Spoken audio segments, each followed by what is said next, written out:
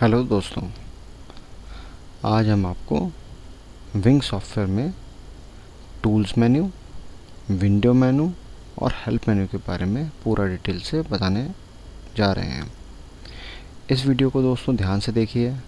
जैसे जैसे टूल्स अब आगे बढ़ते जाएंगे, आपका कोर्स फिनिश होता जाएगा, हम साथ में डिज़ाइनिंग भी बनाना चालू कर देंगे। पहले हमें सारे टूल्स वगैरह की पूरी नॉलेज होनी चाहिए। इसके लिए हमने इस पूरे सॉफ्टवेयर के अंदर में आपको टूल बताना चालू किए हैं। इसमें एक बड़ा इम्पॉर्टेंट टूल होता है जिसे हम कहते हैं स्टाइल टूल। इसके बारे में हम अभी आपको आगे बताएंगे कि इसको कैसे पंच करते हैं, कैसे इसमें स्टाइल बनाए जाते हैं, किस तरह से एक सिंगल मोटिव बनाकर ही पूरे डिज़ाइन को तैयार किया जा सकता है। चलिए अभी हम आपको आज टूल्स मेन्यू बताने जा रहे हैं। ध्यान से देखिए और इसको सीखिए दोस्तों। जैसे जैसे आप इसकी प्रैक्टिस करते जाएंगे, वैसे वैसे आप इस डिज़ाइनिंग के सॉफ्टवेयर को समझते जाएंगे। इसमें सबसे पहले हम चलते हैं टूल मेन्यू के अंदर में। टूल मेन्यू में सबसे पहला ऑप्शन है क्लीन अप एक्सपर्ट। जैसे क्लीन अप एक्सपर्ट पे आप क्लिक करते हैं तो क्लीन अप एक्सपर्ट के अंदर में ये सब चीज़ खुल जाती हैं। ये फिक्स एंड लॉकिंग स्टिचेस के बारे में बताने जा रहा है। जैसा कि हम यहाँ पे हम आपको पहले बता चुके हैं, ऑब्जेक्ट प्रॉपर्टी के अंदर में यहाँ पर फिक्स एंड लॉक स्टिचेस होता है। फिक्स वो होता है जो जब डिज़ाइन हम बनाना चालू करते हैं, किसी ऑब्जेक्ट को बनाते हैं, उसमें शुरू में जब निडल चलती है तो उसमें छोटे छोटे टाँके मार के चलती है। इसी तरह से जब वो उस ऑब्जेक्ट को पूरा कंप्लीट करने वाली होती है तब भी वहाँ पे वो छोटे छोटे टाँके मार के उसे आगे चलती है, ट्रिम करके या फिर जंप करके आगे चली जाती है मशीन। इसका मीनिंग दोस्तों ये होता है कि जब हम किसी टाँके को या हम कभी उसको धागे को जो एक ऑब्जेक्ट से दूसरे ऑब्जेक्ट को जोड़ रहा है, हम उसको ट्रिमर से काटने की बजाय उसे खींच के या नोच के उसे तोड़ते हैं तो धागा अपनी जगह से खुल ना जाए या उस ऑब्जेक्ट को खींचते खुल ना जाए, इसके लिए वो दोनों साइड को लॉक कर देता है। जब हम उसको खींच के भी एम्ब्रॉयडरी को खींचते हैं या उस धागे को नोचते हैं तब भी वो एम्ब्रॉयडरी नहीं खुलती। तो इसमें पहला ऑप्शन है fix stitches. Fix is there is a thread trim before, यानी कि अगर धागा कट रहा है तो उससे पहले ही वो उसको धागे को आगे लॉक करके यानी छोटे छोटे टाँके मार के फिक्स करके जाएगा। दूसरा ऑप्शन होता है दोस्तों fix if previous connection is long. अगर पहला ऑब्जेक्ट बना, उसके बाद में उसके बीच में जंप है वो थोड़ी लंबी है, 2 3 4 सेंटीमीटर से ऊपर की जंप है, तो उसको आप अपने हिसाब से फिक्स कर सकते हो कितनी लंबी जंप को, कितने एम की जंप को आप लंबा बन रहे हो। वो भी अभी आगे आने वाला है, जब आपको बताएंगे तो उसमें आपको क्लियर हो जाएगा कि कैसे उसको डालते हैं उस लेंथ को।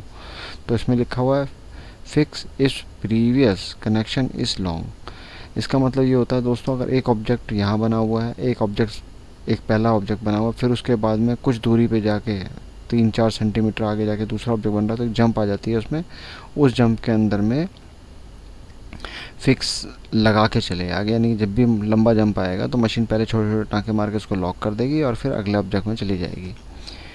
उसके बाद है remove fix stitches on short connection. अगर हम मान रहे हैं कि अगर हम 1 सेंटीमीटर को शॉर्ट कनेक्शन मानते हैं तो शॉर्ट में भी वो पूरा टाँका में फिक्स लगा के नहीं जाएगी, रिमूव हो जाएंगे उस जगह से fix connection. Fix all object, सभी ऑब्जेक्टों में फिक्स यानी छोटे छोटे टाँके मार के आगे चले मशीन। इसी तरह से लॉक स्टिचेस है दोस्तों।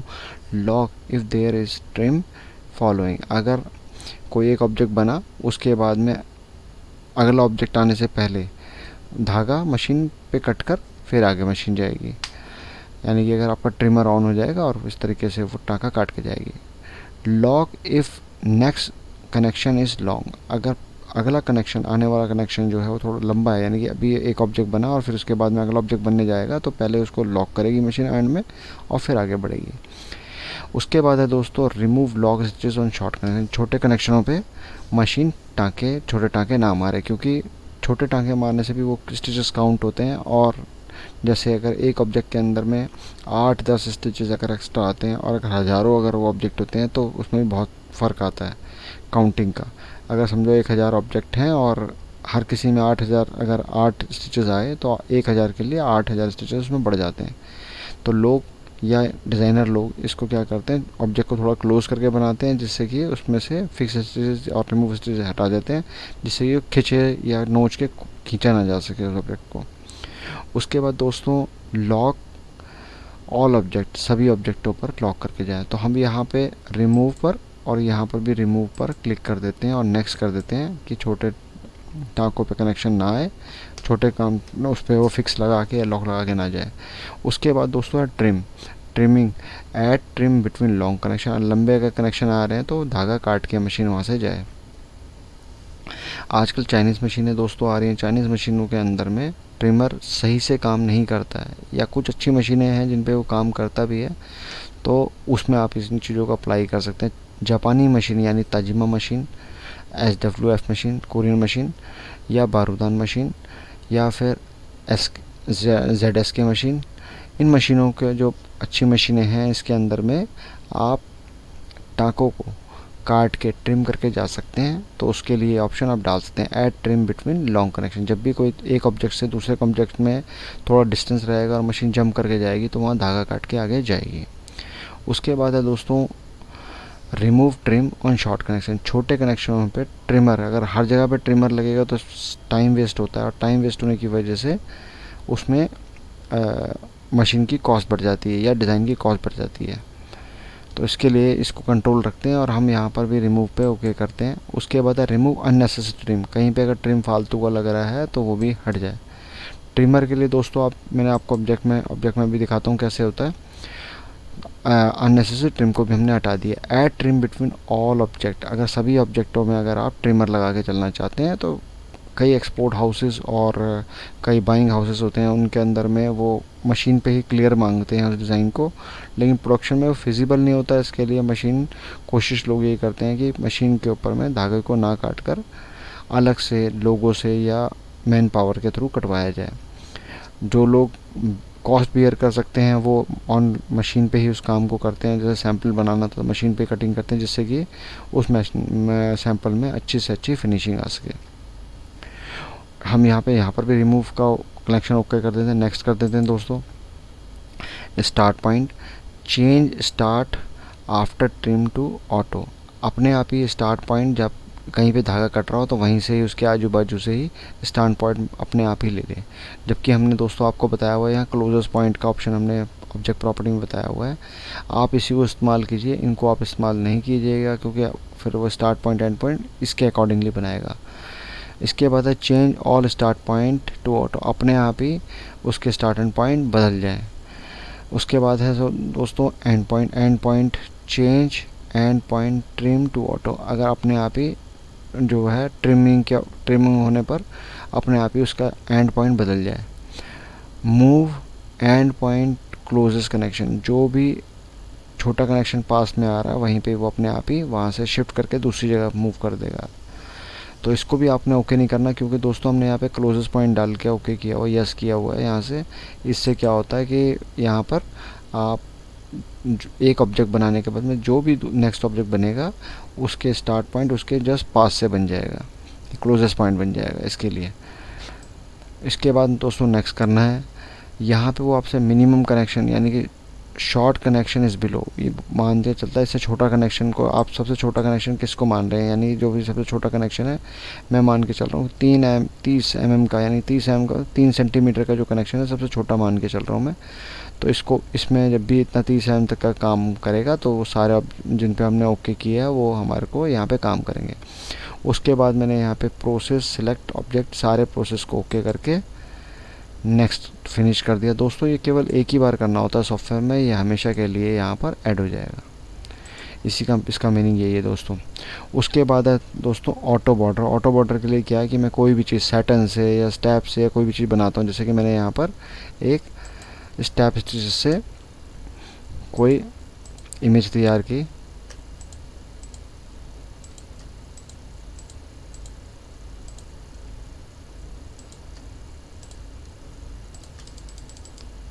ये मैंने एक इमेज तैयार की दोस्तों।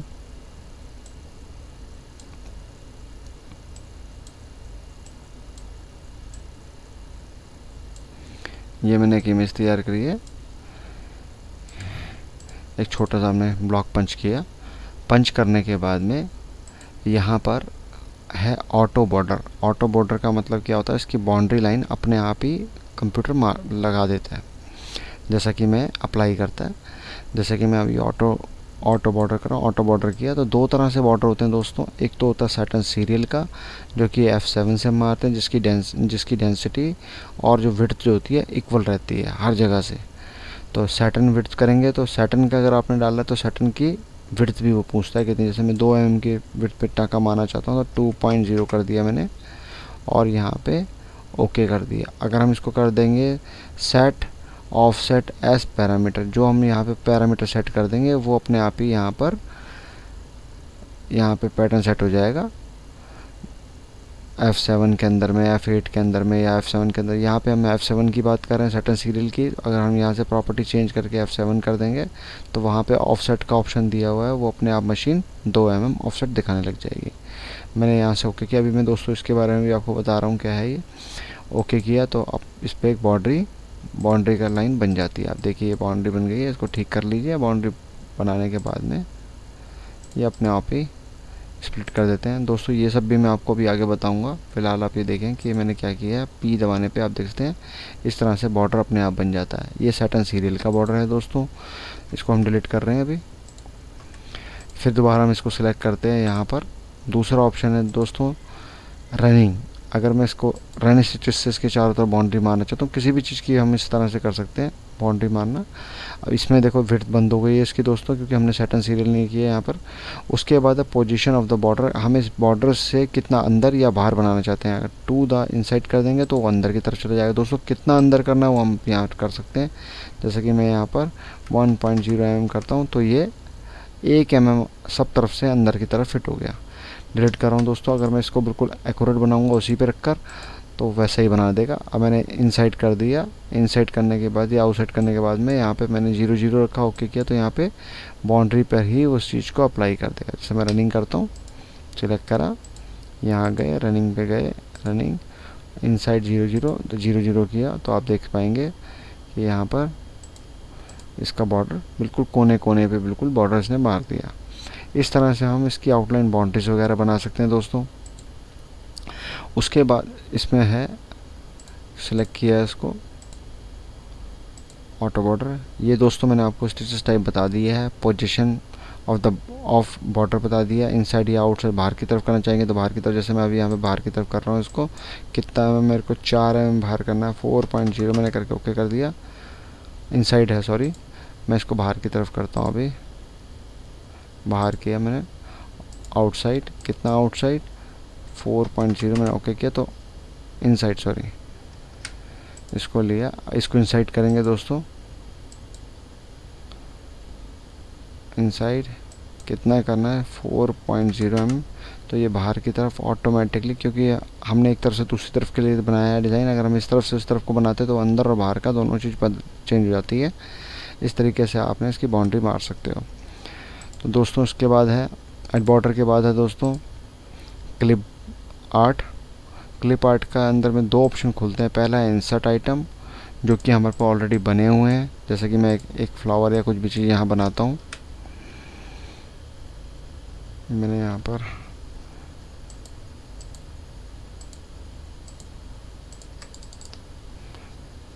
ए प्रेस किया, F2 लिया मैंने और यहाँ से इसके स्टाइल कोई सा भी यहाँ पे एक स्टाइल बना लेते हैं। F3S मैंने यहाँ पर स्टार बनाया। कितने पॉइंट का स्टार चाहिए मेरे को, 13 पॉइंट का स्टार चाहिए। मैंने 13 पॉइंट का स्टार बनाया। ये 12 mm का बना हुआ है, इसको थोड़ा छोटा कर देते हैं। थोड़ा छोटा कर लिया दोस्तों।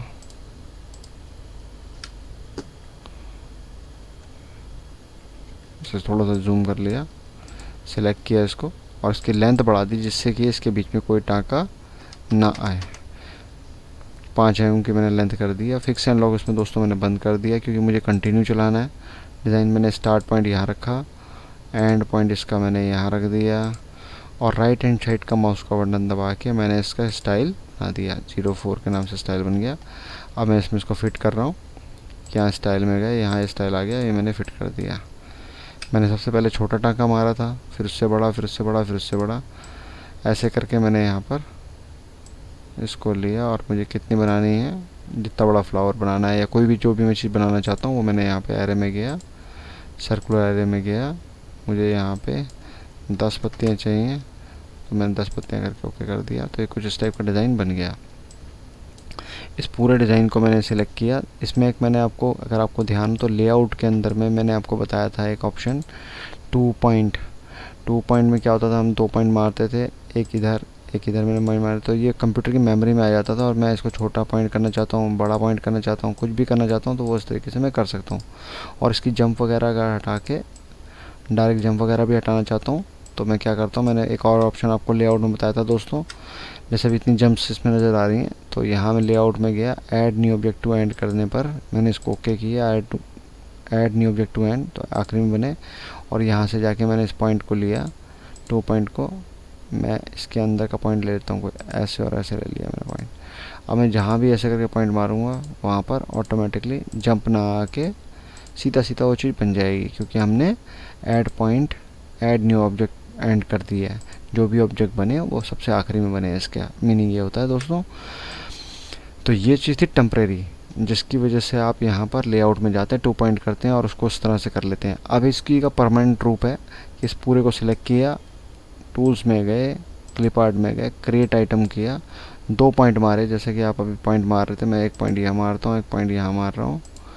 तो जैसे हम ऐसा करते हैं तो यहाँ एक तरह की डायरेक्टरी खुल जाती है। इस डायरेक्टरी में बहुत सारे वो बने हुए हैं। मैं इस एंजल वाली फोल्डर में अपने नाम की कोई फाइल डाल रहा हूँ। यहाँ पे मैंने ये कोई एक फ़ाइल डाल दी, और न्यू भी बना सकते हैं, जैसे ये डायरेक्टरी है ऐसे नंबर, जैसे एंजल बना है, यहाँ मैं न्यू डायरेक्टरी कर दूंगा तो यहाँ पर नया भी बन जाएगा। जैसे कि मैं यहाँ पर 555 करके एक फ़ोल्डर बना दिया, ओके कर दिया, तो यहाँ 55 एंजल के अंदर बन गया। डायरेक्टली बाहर भी क्लिप आर्ट में भी इस चीज़ को बना सकते हैं। अभी मैंने इसको एंजल में यहाँ पर सेव कर दिया, देखा होगा यहाँ पे इसमें गया एंजल में, और यहाँ पर मैंने इसको सेव कर दिया। ठीक है दोस्तों, अब ये मैंने सॉफ्टवेयर को बंद कर दिया। अब 6 महीने बाद हमें पता लगा कि कोई इससे रिलेटेड कोई हमारे पास डिज़ाइन आ गया, तो हम वो बनाना पड़ेगा, फिर उसके लेआउट में जाके 2 पॉइंट करना पड़ेगा।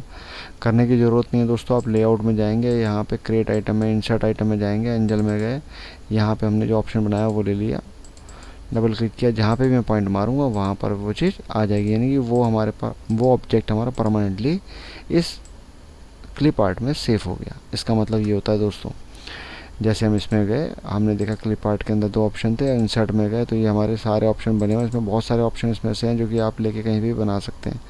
देखिए कितना खूबसूरत डिज़ाइन है, ये लिया मैंने, ये मैं एक इस टाइप का कोई भी डिज़ाइन इसमें कम से कम काफ़ी सारे 300 साढ़े 300 डिज़ाइन इसमें है। आप लेके छोटे छोटे ऑब्जेक्ट कहीं पे भी वो चीज़ ड्रॉ कर सकते हैं। यही क्लिप आर्ट होता है दोस्तों। उसके बाद फ़ॉन्ट एडिटर है। फ़ॉन्ट एडिटर का मतलब क्या होता है, अभी मैंने फ़ॉन्ट एडिटर के बारे में आपको नहीं बताया है, इसका एक पूरा अलग चैप्टर बनेगा, तब हम आपको इसका फ़ॉन्ट एडिटर क्लियर करेंगे। फिर भी मैं आपको देखने के लिए यहाँ पर इस टूल को मुझे कंप्लीट करना है, इसके लिए मैं आज आपको ये बता देता हूँ कि टूल एडिटर में कैसे इसको एडजस्ट करते हैं। यहाँ फ़ॉन्ट एडिटर में जाएंगे, सबसे पहले न्यू सैटिन फ़ॉन्ट है। जैसे ही आप इसको ओपन सैटिन फ़ॉन्ट करेंगे तो यहाँ पे सैटिन फ़ॉन्ट जो हमारे को यहाँ पे SSC 0103 आप देख सकते हैं, यहाँ पर F4 ने प्रेस किया और यहाँ से ABCD प्रेस करेंगे तो ये हमारा ऑप्शन खुल जाएगा। देखिए यहाँ से हम कुछ भी टाइप वाइप करते हैं तो इसका टाइप दिए हुआ, फाइल नेम दिए हुए, जैसे 2 3 4 ये स्टाइल होते हैं इसके, उसी स्टाइल का फ़ॉन्ट यहाँ स्क्रीन पे तैयार होता है। तो उस फ़ॉन्ट के अंदर में अगर हमें लगे कि कुछ चेंजेस करने हैं तो हम डायरेक्टली उस चीज़ को चेंज कर सकते हैं। जैसा कि अभी मैं यहाँ पर एक कोई फ़ॉन्ट लेता हूँ, यहाँ पे मैंने 4 फ़ॉन्ट लिया और यहाँ से ये मैंने एक फ़ॉन्ट लेके 2 पॉइंट मार के, यहाँ पर मैंने एक फ़ॉन्ट लेके 2 पॉइंट मारा और यहाँ पर ये चीज़ बना दी। ये एक नॉर्मल वे में चीज़ बन गई। इसी चीज़ को मैंने यहाँ पे कॉपी कर लिया, इसको सिलेक्ट करा, कॉपी कर लिया, इसको कॉपी। ठीक है दोस्तों, अब ये नॉर्मल आपको दिख रहा है 2 पॉइंट, हमने टाइप 2 सेलेक्ट किया और उसके अंदर ए में अभी ऊपर कोई भी चीज़ नहीं आ रही है। तो मैं यहाँ पे गया व्यू में, यहाँ पे मैंने एक नई चीज़ क्रिएट कर दी। इसमें मैं गया open satin font, 2 number font मैंने खोला, जो ए है, यहाँ पे ए था, इसे को डबल प्रेस करने पे उसका ए आ गया यहाँ पर 2 पॉइंट का। और यहाँ पे मैं इस ए के साथ में कोई दूसरी चीज़ एडजस्ट कर देता हूँ। यहाँ पे मैं एक पत्ती एडजस्ट कर देता हूँ, कोई डिज़ाइन बना देता हूँ इस टाइप का।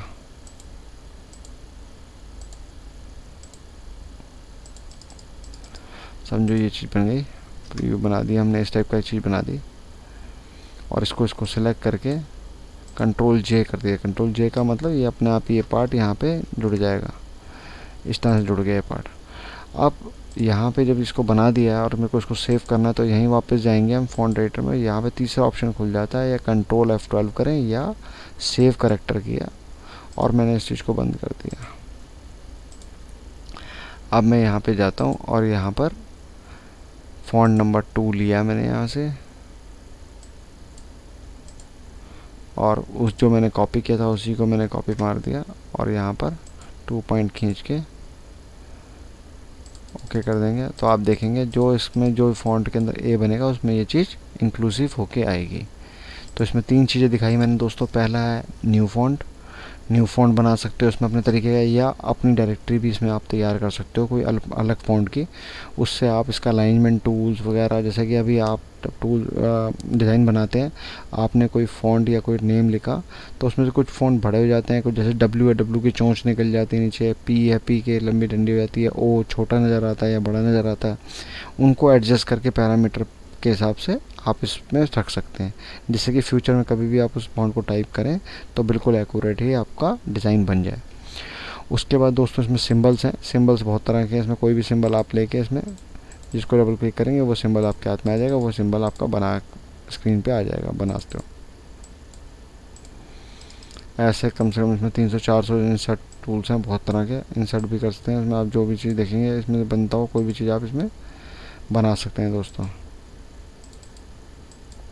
देखिए जो वहाँ दिया है वो आप डायरेक्टली यहाँ पे अप्लाई करके बना सकते हैं। ये इसके सिंबल्स होते हैं दोस्तों। सिंबल्स के अंदर में इसके टाइप दिए हुए हैं इतने तरह के, ये कई तरह के सिंबल हैं। जो भी आप इसमें क्लिक करेंगे वो यहाँ पे सिंबल आपका आ जाएगा दोस्तों। वेडिंग के सिंबल्स हैं, बहुत तरह के सिंबल्स हैं, इतना बड़ा सिंबल देते हैं। तो वैसे ही आपको जहाँ पे भी बनाओगे वो चीज़ आपकी वहाँ पे रेडी हो जाएगी सिंबल्स की। ठीक है दोस्तों। उसके बाद ऑप्शन है दोस्तों। जैसे ही आप टूल्स में जाते हैं ऑप्शन बार खुलता है। ऑप्शन बार के अंदर में बहुत सारी चीज़ें दी हुई हैं। इसके अंदर सबसे पहले है यहाँ पे कलर अपने हिसाब से आप इसमें जिस भी ये टूल्स दिए हुए हैं, आउटलाइन किसकी है, सिलेक्शन नोड एडिटर के टूल का, वो ट्रांसफॉर्म, अगर हम किसी चीज़ को सिलेक्शन करते हैं तो उसकी जो बाउंड्री बनती है हम यहाँ से कलर सेट करके सेट करते हैं, और कितना मोटा पतला उसका बाउंड्री होनी चाहिए वो यहाँ दी हुई है दोस्तों। अपने हिसाब से कस्टमाइज़ कर सकते हैं इसके अंदर में। दूसरा ऑप्शन वर्क स्पेस है दोस्तों। इसमें हमें कौन से टूल यहाँ रखने हैं, कौन से नहीं देखने हैं, इनको अगर हम क्लिक करके हटा देंगे तो वहाँ से वो टूल गायब हो जाएंगे, और इसमें से जिस टूल पर हम ओके कर देंगे वो डायरेक्टली खुलेगा, नहीं तो वो डायरेक्टली नहीं खुलेगा। इसके बाद ऑप्टिमाइजेशन है। ऑप्टिमाइजेशन के अंदर में एप्लीक से रिलेटेड है, आप इसमें नहीं काम करेंगे। ट्रिमिंग वगैरह इसमें आप इसमें कुछ छेड़छाड़ नहीं करेंगे, इसमें आप लोगों की ज़रूरत नहीं है कुछ भी। उसके बाद दोस्तों की है। की जो होता है कंप्यूटर, जब हम लीगल सॉफ्टवेयर परचेज़ करते हैं तो उसकी की, उसका सीरियल नंबर वगैरह यहाँ पर आता है। उसके बाद दोस्तों 3D है, जो हम इसकी प्रीव्यू करके हम 3D में हम इसकी व्यू को देख पाते हैं, जिसमें हमारे को धागे की ट्विस्टिंग तक नज़र आती है। इन सब कमांड्स को आप छेड़ेंगे नहीं, लेकिन बता रहा हूँ मैं आपको। कई बार क्या होता है आपके कंप्यूटर में ग्राफिक कार्ड या उसका ड्राइवर नहीं डला होता उसका ग्राफिक का, तो हमारी इमेज 3D में नहीं आती है, तो हम OpenGL करके उसको चलाते हैं जिससे कि हमारी इमेज ठीक सी नज़र हमको आए। उसके बाद दोस्तों जनरल है। यहाँ पे इन कमांड्स को भी आप नहीं छेड़ेंगे। इसमें सिर्फ एक कमांड है अनडू लेबल। हम इसके अनडू लेबल को 99 टाइम तक लेके जा सकते हैं, कि एक बार कोई गलती हुई है उसे 99 तक हम सुधार सकते हैं। एवरी ऑटो बैकअप 1 मिनट का, उसमें जो भी 1 मिनट में बनाएंगे वो चीज़ दिखाई देगी। इससे आपका मैट्रिक्स यानी कि MM में सब चीज़ें MM में नज़र आएंगी आपको। हर एक जितने भी इसके व्यू हैं सारे MM में नज़र आएंगे। इसको करने के बाद यूएस करने के बाद इंच में नज़र आएंगे दोस्तों। उसके बाद दोस्तों प्रिंटिंग है। प्रिंटिंग के अंदर में यहाँ पे जहाँ लिखा है विंग्स XP प्रिंट आउट, अगर आप इसको कर देते हैं प्रिंट आउट में, जो भी नाम इसमें डाल देंगे, जब आप इसका प्रिंट आउट लेंगे तो यहाँ पर वो नेम नज़र आएगा। जैसे कि मैं यहाँ पर अभी देखिए मैं प्रिंट का देख रहा हूँ, यहाँ कोई बना हुआ छोटा सा डिज़ाइन खोलते हैं। जैसे मैं अभी एक यहाँ पर डिज़ाइन खोला है और यहाँ से मैंने प्रिंट किया, यहाँ ऊपर देखिए wings print out by wings लिखा हुआ है। तो यहाँ पे अगर आप कुछ चेंज कर देते हैं, अपना नाम वगैरह को चेंज कर देते हैं प्रिंटिंग के अंदर में, यहाँ मैंने डिलीट करके यहाँ पे लिख दिया कोई भी नाम लिख देते हैं यहाँ पे हम, इंडिया इंडिया EMB एम्ब्रॉयडरी, मैंने यहाँ पे इंडिया एम्ब्रॉयडरी लिख दिया। जब हम इसको ओके कर देते हैं और यहाँ से हम प्रिंट निकालेंगे तो यहाँ पे देखिए इंडिया एम्ब्रॉयडरी करके ये आपका नेम यहाँ शो करता है। उसके बाद दोस्तों यहाँ पे प्रिंट के अंदर में ऑप्शन में प्रिंटिंग में यहाँ पे आप जो मर्जी आप कर सकते हैं दोस्तों, इसमें ऐसा कोई दिक्कत वाली बात नहीं है। यहाँ पे एक ऑप्शन दिया हुआ आखिरी, auto fit design when displaying print preview. जब भी आप इसमें ओके करेंगे, यानी कि अगर ये डिज़ाइन बहुत बड़ा होता, देखिए इतना मैं इसको कॉपी पेस्ट करके दिखा देता हूँ। अभी मैंने इसको केवल आर कर रहा हूँ, ये मैंने इतना बड़ा डिज़ाइन बना दिया कोई सिर्फ दिखाने के लिए आपको, केवल आर पेस्ट किया तो ये इतना बड़ा डिज़ाइन हो गया जो कि एक पेज में नहीं आ सकता प्रिंट के। तो जब हम इसको प्रिंट करते हैं, यहाँ से अभी हमने ऑप्शन क्या रखा हुआ दोस्तों, ऑप्शन हमने इसमें प्रिंटिंग में राइट मार्क लिखा हुआ है, auto fit design displaying preview. अब मैंने इसको ओके करा, यहाँ से मैंने प्रिंट जैसे दिया तो दिखा, अभी ओके होने की वजह से वो इतने पेजों में, यानी कि 1 2 3 4 5 6 पेजों के अंदर में ये इस पूरे डिज़ाइन को प्रिंट करेगा। उसके बाद इसके एक्चुअल साइज़ में आप इसको जोड़ के देख सकते हैं। और यदि आप इसको फिट कर देते हैं, यहाँ पर जाकर प्रिंटिंग में जाके ऑटो फिट इसका हटा देते हैं, तो जब भी आप इसको प्रिंट देंगे तो एक सिंगल पेज में आपको दिखा देगा। ये इसका मीनिंग होता है दोस्तों। उसके बाद दोस्तों इसके अंदर में है डिस्प्ले के अंदर में आप कोई भी चीज़ नहीं छेड़ेंगे, इसके छेड़ने की ज़रूरत नहीं होती है इतना। बाकी यहाँ से आप फास्ट कलर वगैरह यहाँ से आप कुछ नहीं छेड़ेंगे दोस्तों, इसके छेड़ने की आवश्यकता है। तो प्रिंटिंग में जो ज़रूरत थी वो मैंने आपको बता दी। बाकी इसमें ऐसा कुछ है नहीं कि जो इसके अलावा इसमें बताने लायक हो। तो इसमें इन पर दिमाग ना लगाएं अपना, सिर्फ अपना डिज़ाइनिंग में दिमाग लगाएं, इनकी आपको आवश्यकता ज़्यादा होती नहीं है। चलिए दोस्तों, ये ख़त्म होता है आज आपका टूल्स ख़त्म हुआ है दोस्तों। इसके बाद विंडोज़ है। विंडो में सबसे पहले वर्टिकल है, टाइल वर्टिकल का मतलब क्या होता है, जैसे दीवारों पे टाइलें लगी होती हैं उस तरह से यहाँ पे आप डिज़ाइन की टाइल बना के इस डिज़ाइन को देख सकते हैं। जैसा कि मैं यहाँ पर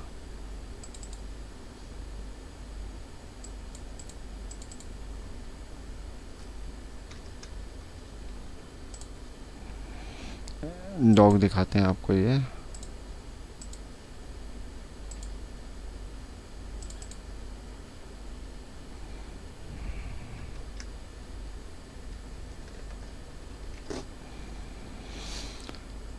एक डिज़ाइन और खोल लेते हैं दोस्तों। जैसे मैं 3 डिज़ाइन खोल लिए, यहाँ से मैंने टाइल वर्टिकल किया तो टाइल वर्टिकल,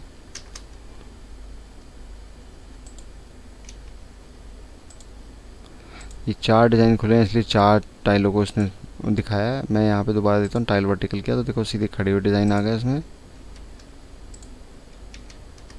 इस तरह से 3 डिज़ाइन दिखा दिए इसने।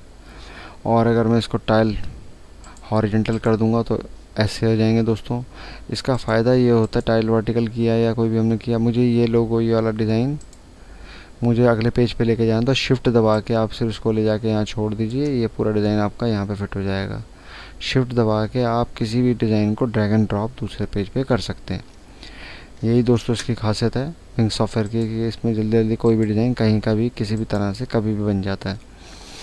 उसके बाद दोस्तों इसके अंदर में कैस्केड है। कैस्केड से ताश के पत्ते की तरह हो जाएगा, जितने भी पत्ते आपके डिज़ाइन खोले होंगे वो आपके ताश के पत्ते की तरह नज़र आएंगे। जैसा ये है, जैसा ये है, मैंने इसको जैसे कैस्केड के तो ताश के पत्ते की तरह आप देख पाएंगे लगे हुए। उसके बाद दोस्तों इसके बाद इसमें ऑल आइकनिंग के आइकन के रूप में नीचे फिट हो जाएंगे। चाहे 1000 डिज़ाइन के 500-600 डिज़ाइन क्यों ना खोलो, सारे इसी स्क्रीन पर नज़र आएंगे। लेकिन 500-600 का डेटा बड़ा हो जाता है इसलिए सॉफ्टवेयर बंद हो जाता है दोस्तों। तो कम से कम 25 30 50 तक डिज़ाइन में खोल सकते हैं। उसके बाद दोस्तों यहाँ पे है अरे एक्टिव डिज़ाइन। जैसे आप बहुत सारे डिज़ाइन आपने खोले तो एक्टिव डिज़ाइन में हो जाएगा। तो इसमें 2 कमांड काम की हैं, एक है प्रिंट और एक है सेव एज। सेव एज करती है तीनों design with in few minutes के अंदर में। जैसे कई बार हम डिज़ाइन को ओपन कर लेते हैं, बहुत सारे पेन ड्राइव या CD ड्राइव से हम डिज़ाइन खोलते हैं, तो 20-25 डिज़ाइन खोल लिया, अब उसको हमें एक एक करके सेव करना पड़ता है। उसमें सेव एक एक करने की आवश्यकता नहीं है। जैसे ही आप इसको सेव एज करेंगे तुरंत फ्यू मिनट्स के अंदर में सारे डिज़ाइन वहाँ पर सेव हो जाएंगे।